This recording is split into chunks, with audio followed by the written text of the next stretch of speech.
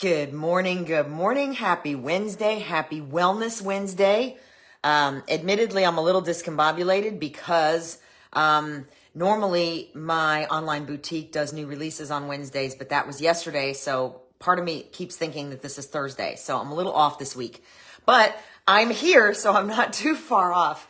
If you're just stumbling on my page, my name is Donna. I am a mom, a nana, a girlfriend, a wellness advocate. I am studying for my Master's of Science in Clinical Mental Health Counseling. And I really like penguins. So we were unpacking Christmas stuff. This hat appeared, and it seemed appropriate for today. We only have 2 Wellness Wednesdays, including this one until Christmas. And sometimes it's just fun to put a little bit of something different on. Good morning, Miss Danielle. How are you? So I started Wellness Wednesday because I have had a lifelong battle with depression and anxiety. And even now, today, even though I consider myself to be in recovery, I still find triggers and new lessons every day. And sharing helps. A lot of times I learn a lot from others, and it's my hope that somebody can learn something from me as well. So I started Wellness Wednesday for a forum for us to share tips, ideas, etc. If you're not comfortable sharing in the comments, then you're welcome to message me. We are currently in part 3 of our 4-part Christmas movie series. So several years ago, there was a church in Illinois that I was following that did biblical message from Christmas movies every year in December. And it came across my mind a couple months ago actually, and I said, well, why not wellness messages too? So here we are. We are in week 3 of our 4-part movie series. So again, if you're here, let me know you're here. If you don't see this till afterwards, hit hashtag replay in the comments. And if this hat made you stop for a minute and chuckle a little, then my mission is accomplished for today. Okay, so we talked about why I'm doing the 4-part 4-part movie series. So far we talked about The Grinch. We started out with a family-friendly movie. And then last week we talked about a few variations on The Christmas Carol and the overarching theme of that movie concept, which was a little more complicated. So the next couple are going to be just a hair bit easier. Today we're going full animation, and we're going to talk about a movie called Arthur Christmas. So when I started this process and I Googled Christmas movies with wellness messages just to see if the ones I was thinking of were in fact, if there was anything out there on that, there was one website that came up that listed off 5 movies. And I was actually pleasantly surprised at one of them that we're going to talk about next week. But I had never heard of Arthur Christmas. So when my grandson, who I affectionately refer to as Peanut, was here last Friday, we did Arthur Christmas as our movie night so I could do a little research for today. So Arthur Christmas is a really super cute animated Christmas film with a bit of a different take on the Santa delivery system, if you will. So Santa's sleigh, we're talking clear 21st century here.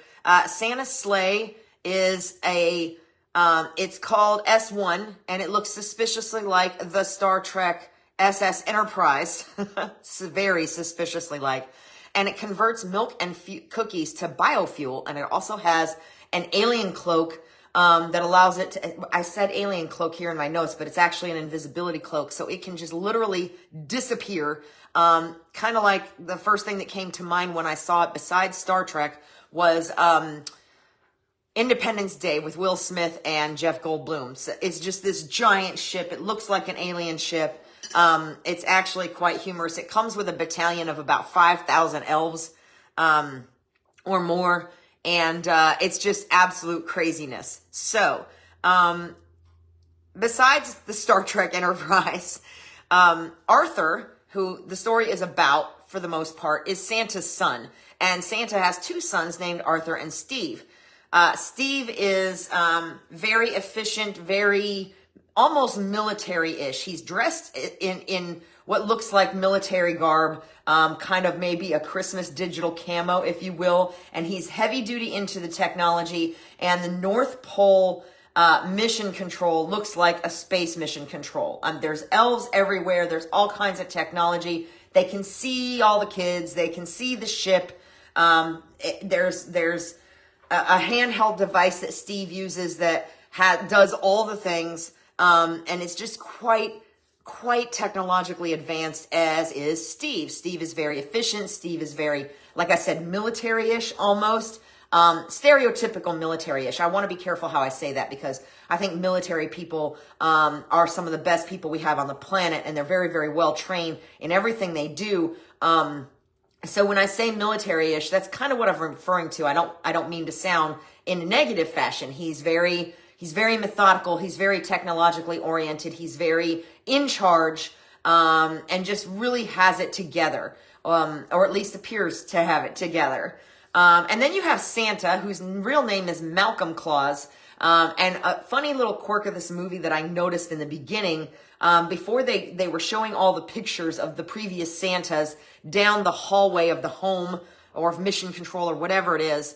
And except for the very first Santa, every single one was odd years. There were no even years depicted there. All the photos were odd years, with Malcolm being the most recent and current Santa, who again is also Arthur and Steve's father. And then there's Grand Santa, who is the old retired Santa. He watches all of the Christmas Eve and overnight Christmas antics on TV from his room in the house.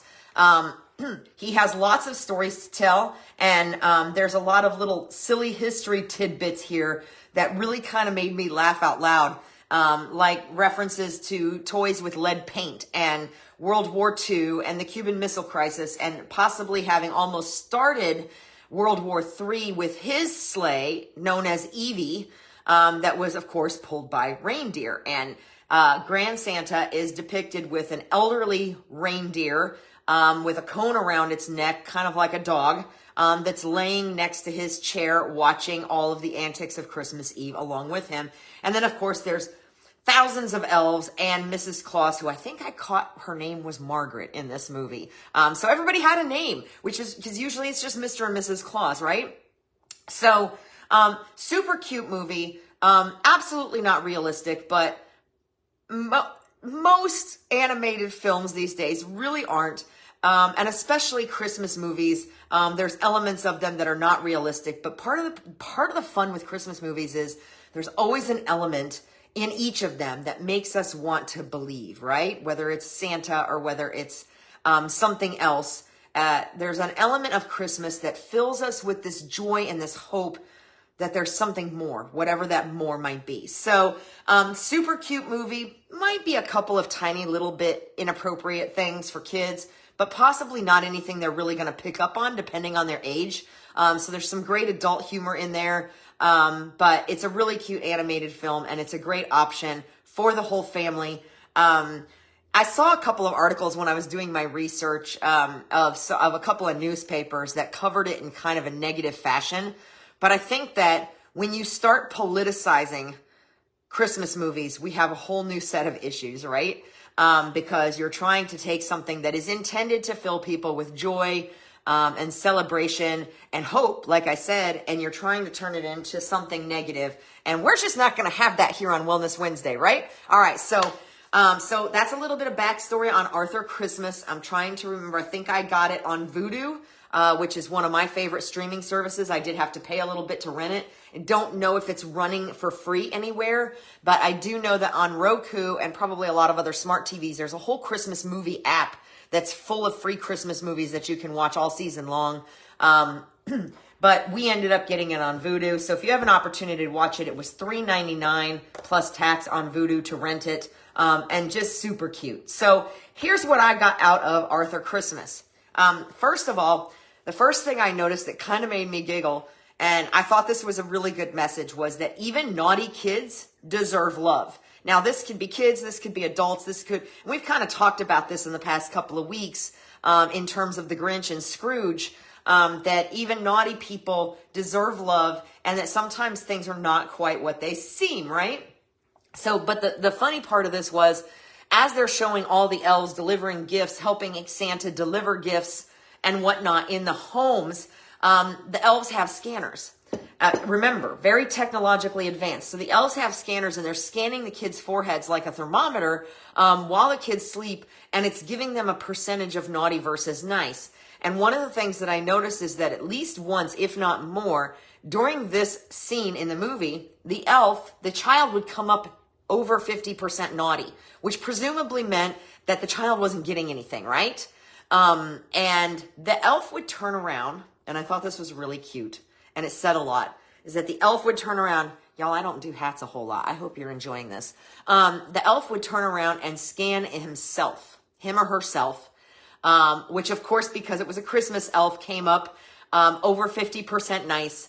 And then that would be the justification for leaving a gift and registering the child as nice instead of naughty. So using technology to kind of get around the system a little bit and make sure that even the naughty kids were taken care of because it's Christmas.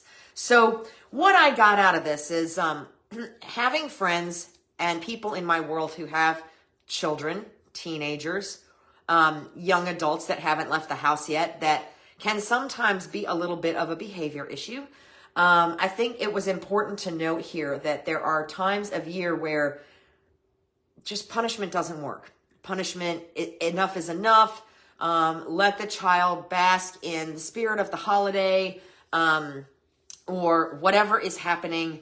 And remember that their behavior does not necessarily constitute who they are. So that was just kind of a really cute little underlying message that I picked up right away in this movie as I'm watching these elves scan these kids and then scan themselves if the kids came up over 50% naughty. So number 2 thing that I learned from Arthur Christmas, technology isn't everything and humans make mistakes. So essentially the basics of the story, and I don't want to spoil it for you, but so I have to tell a little bit more to give the messages, right? So the premise of this story is that Steve has mission control, which is North Pole Mission Control, running like a well-oiled machine. Thanks to technology, they know exactly what's going on with every child. They know, they're delivering over 2 billion presents in the, I keep wanting to call it the SS Enterprise, but it's called the S1, which I presume to mean Sleigh 1, in this case. Basically what happens is a child gets missed. A present falls in the process of being put on the sleigh ship. I'm going to call it a sleigh ship. I think that works better. A gift falls and doesn't get delivered because it wasn't on the ship. So,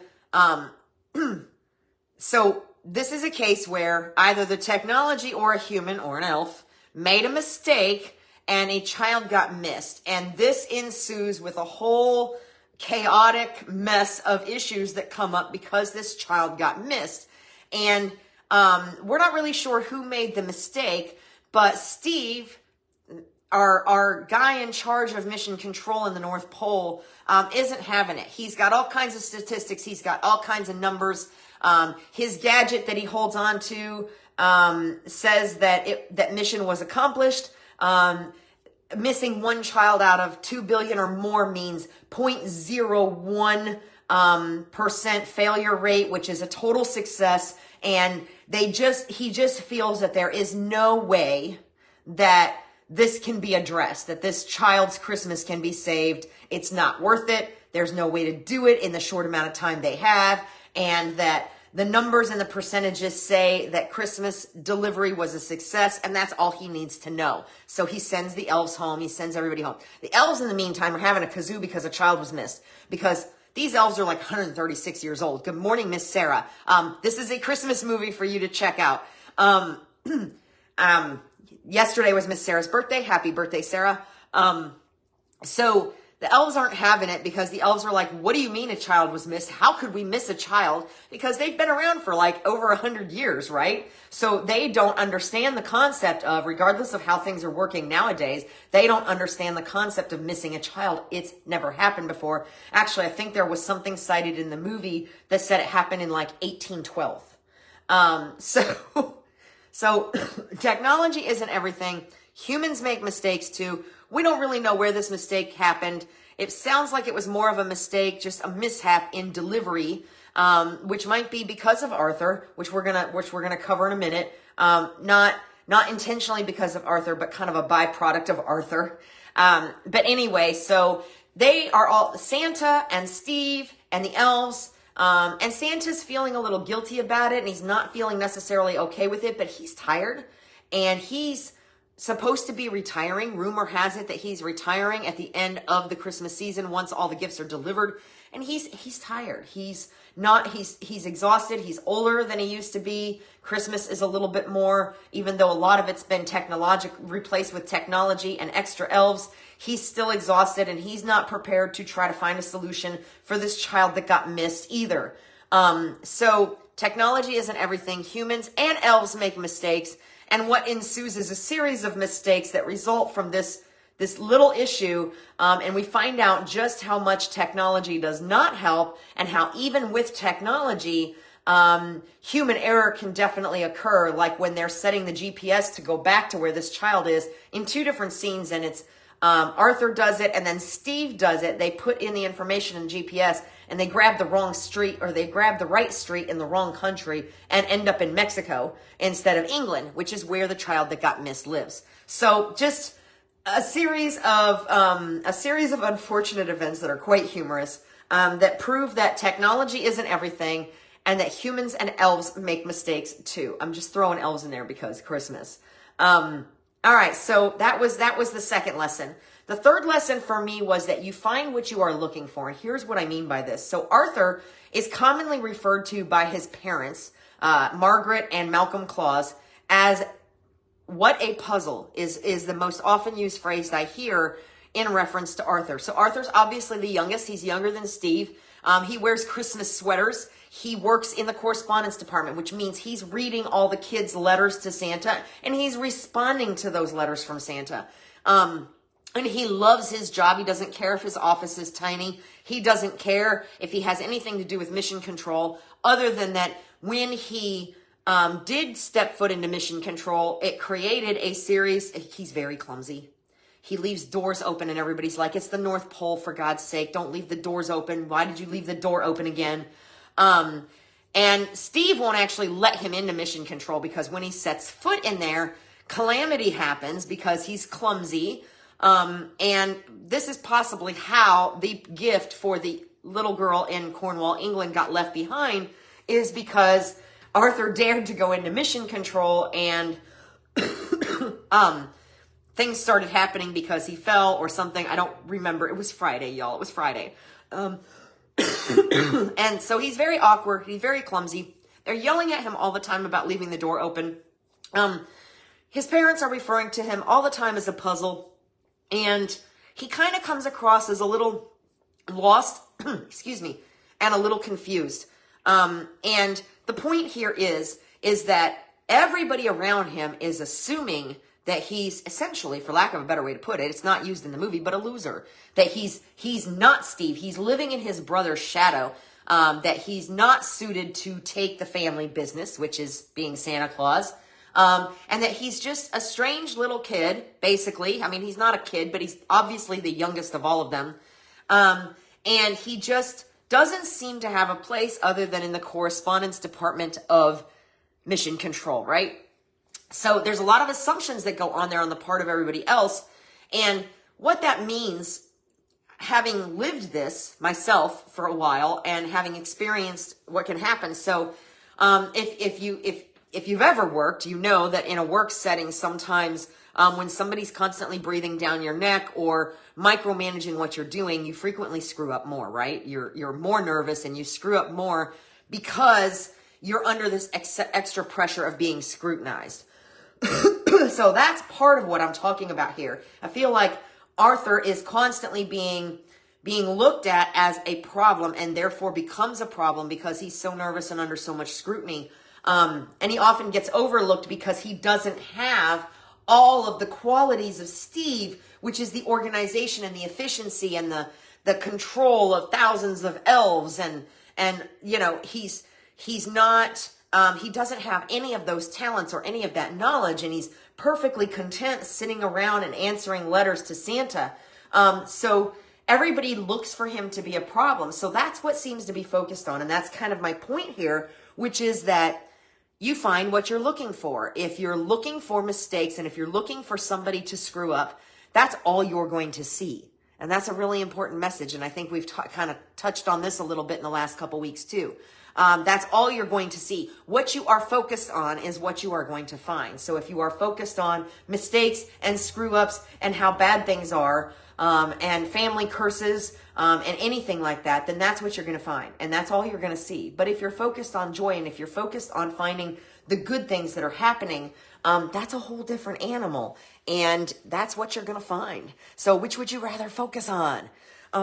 So like I said, you find what you're looking for. Arthur is considered a puzzle. He's considered a pain. He's considered awkward, clumsy. Steve doesn't want him in mission control, throws him out.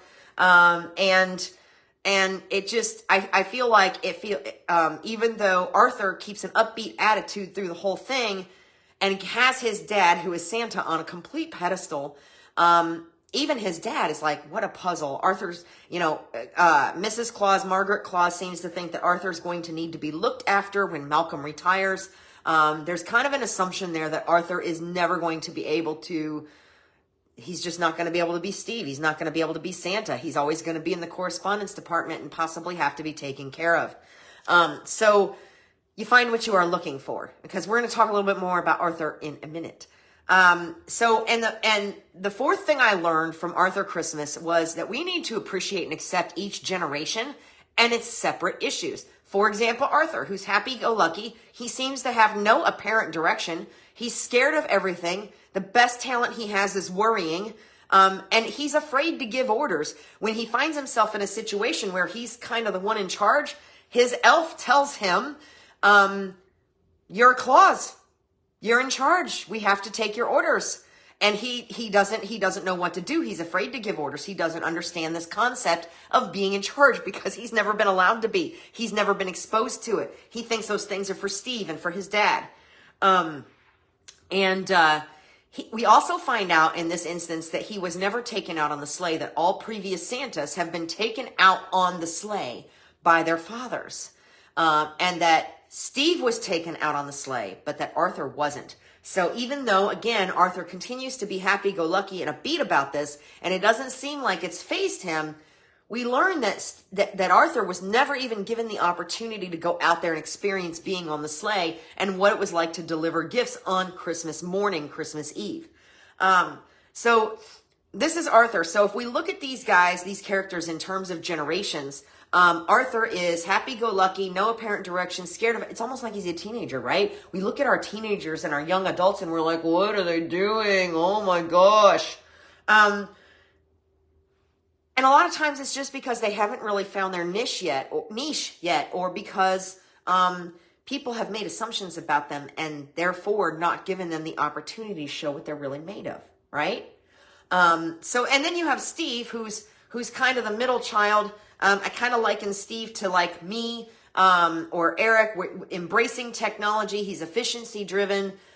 He's very, very good at managing, but he doesn't want anything to do with this crisis.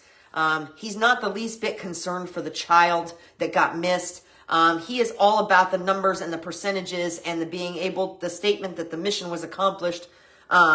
He's definitely about the overall picture, as opposed to taking care of these little idiosyncrasies that came along the way, or errors.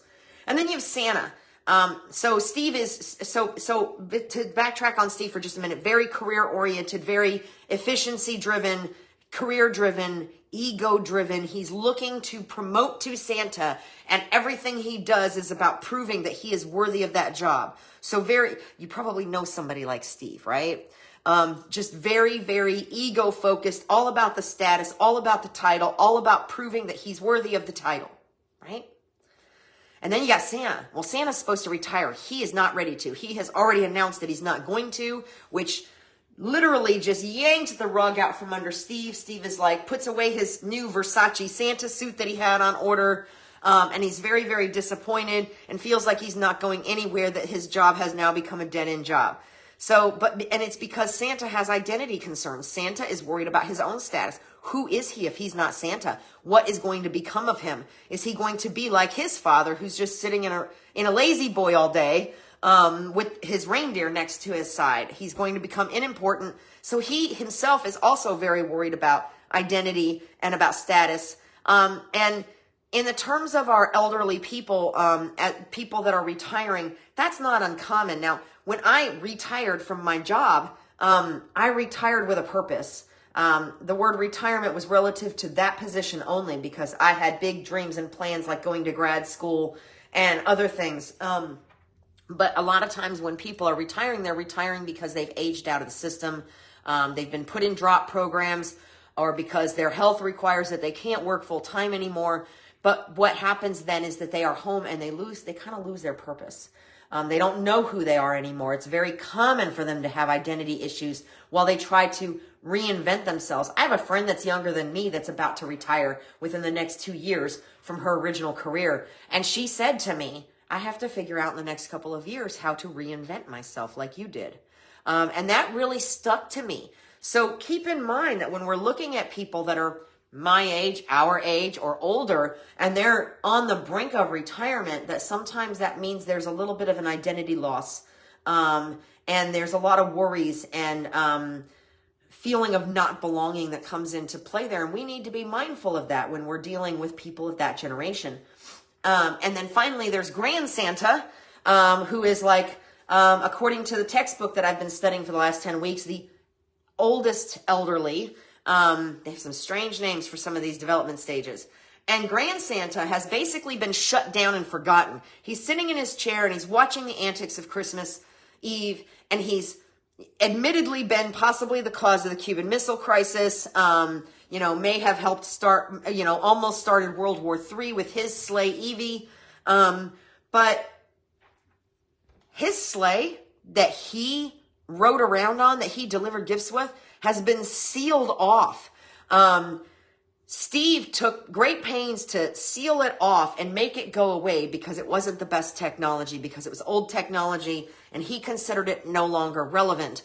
That reindeer were no longer relevant because they weren't needed to pull this new S1. And so essentially, Grand Santa, when he finds out this child has been missed, is like, Arthur, I will help you. There is a way to do this. And he gets into the sleigh that nobody knew still existed, and the grandchildren of all the original reindeer that nobody knew were still there. And he is ready to get in and help because he needs to feel needed. He needs to feel like he's still important, even though he's not technically Santa anymore. So these are things that are commiserate with what we experience in this day and age in our different generations. And we need to be mindful of that, and we need to appreciate them and accept them because they are all in different developmental stages. And all of those stages and all of those issues that come along with those stages are very relevant. And we oftentimes only look at them through our lens of where we are at, especially when it comes to the oldest and the youngest, right? We look at them through the lens of where we're at, and we don't take into consideration whatever they're dealing with in the space they're in. So appreciate and accept each generation and the respective issues that come along with those generational changes and development. And then the final lesson that I got out of it was that sometimes it takes a while to find your best fit, but you eventually do. So I won't tell you any more about the story, because I don't want to spoil it if you haven't seen it, but you will see at the end of the movie that sometimes, even if it takes a while, your best fit is out there. It may not always look like what you originally thought. In fact, it brings to mind a conversation I was having in our discussion group for my class with the professor yesterday. I had made my discussion post, and I had stated that initially, when I started looking at counseling, we were talking about specializations. I was pretty sure I just wanted to stick with adults, and that I really didn't want to deal with children that much. Now, mind you, I was in and out of foster care as a child, so I know in my mind from time to time it makes sense that I should want to deal with teenagers or children that are dealing with similar issues as to what I had when I was a child, right? But I tend to sway away from that. And I had made that statement in my discussion post about what specializations and what I thought I might be doing. I said that even though I had originally thought I would only deal with adults, that I was starting to think more and more about including children and adolescents in my counseling practice once I'm licensed. And my professor responded to me, and I had to chuckle when I read her response, because I know she's right. I know she is. And she said that when she was first studying for her master's and getting ready to get licensed, that she did not think that she would have anything to do with teenage, adolescent kids, especially females. And that she has, since graduation, since getting licensed, she has worked in a community health agency setting, a school counseling setting, and several other types of settings. And she now finds that teenage, middle childhood, female sector to be the population she enjoys working with the most. So again, like I said, it sometimes takes a while to find your best fit. For crying out loud, y'all, I just turned 50, and just in the last couple of years, I figured out what I wanted to be when I grew up, right? So sometimes it takes a while to find your best fit, and it may not always look like you think it's going to look. So you have to be open to opportunities and possibilities. All right, so that's what I got out of Arthur Christmas. I found a couple of interesting articles, one in particular that actually talks about leadership lessons learned from Arthur Christmas in terms of customer service. And years ago, I used to work for retail grocery, so I definitely look at things from a customer service perspective, and I found a couple of these takes interesting. One of the ones was own your mistakes. Now, we talked about mistakes here, but since we never really knew who made what mistake in some of this movie, there wasn't really a place for anybody to own it outside of the existing Santa and the presumed Santa to be failing to place importance on this child that got missed, right? So the concept here is own your mistakes. You will make mistakes, which we talked about in my take. And I thought that was very interesting. Another thing that this leadership lessons learned from this customer service blog called customerservicelife.com was believe and live your mission. Arthur was the only person focused on the customer while everyone else was fighting about status and promotion. And that true happiness is found if you focus on the right things.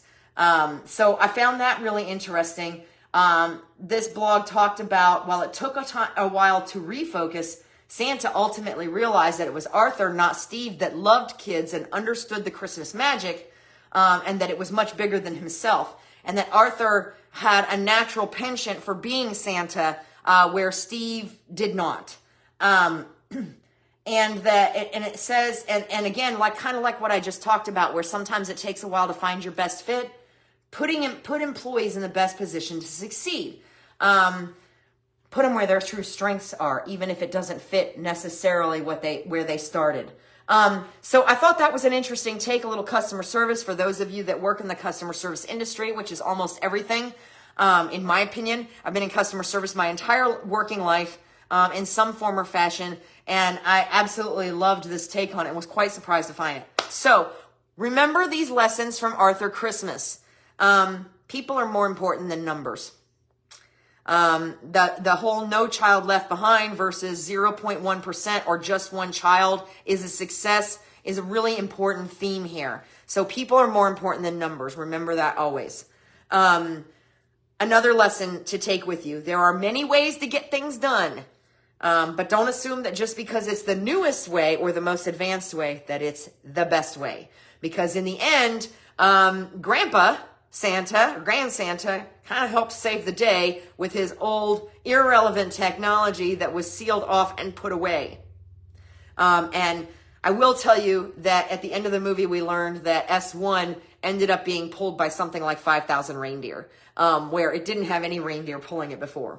So I may have misspoke earlier in the video about that. But yeah, S1 didn't have any reindeer pulling it. And at the end of the movie, reindeer are found to be a little more relevant than what they were originally thought. So remember that there are many ways to get things done, and we should never assume that just because it's the newest way means it's the best way. Number 3, there's always a way.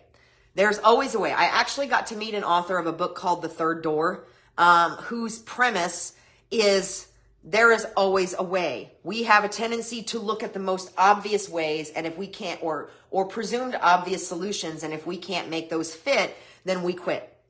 There is always a way. You just have to be willing to look for it. You have to be willing to sit down and problem solve and not give up, which is basically what happened with Arthur. Is despite his self-esteem and being scared of everything and being afraid to give orders, he was not giving up, and not giving up on this one child that was left behind was what muscled him through all those other fears. And I feel that very, very personally. So we've talked about that in terms of social anxiety. And the final lesson that I got from Arthur Christmas that I would love for you to take with you is that attitude and heart are as important as talent, if not more. Attitude is everything, and attitude goes a long way towards making up for where you may be lacking in talent or efficiency or knowledge. In fact, one of the things that I saw when I was digging around on the internet about this is about people that hire and hiring for attitude versus skill, because when you hire for attitude, you have less of the presumption is you have less of a turnover rate, and you keep people longer because their attitudes are better. They can learn the skills. Attitude can't always be learned. So remember, attitude and heart are as important as talent. So if you feel like you're lacking in some way, if you're making up for it in enthusiasm and attitude and putting your heart into it, that's more important, right? And if you are filling it with heart and attitude and enthusiasm, chances are you're going to learn those things you're lacking anyway. So I hope you found this helpful. I hope you enjoyed it. I hope if you've never heard of Arthur Christmas that you'll take some time to check it out. It is indeed family friendly. So next week we're going to put a rom-com in here. Not necessarily family friendly, but a great rom-com that I was actually quite surprised to see come up on the list. But when I saw it on this list that I used as a guideline, I was like, oh. And it's a movie I've seen many times. So next week will be just as fun. So this one will be great. I hope you found today's helpful. I look forward to seeing you next week when we talk about this last movie. And I hope you enjoyed the entertainment here. And if you found this helpful, please share. And most importantly, have an awesome Wednesday and be well. I'll see you next week. Bye.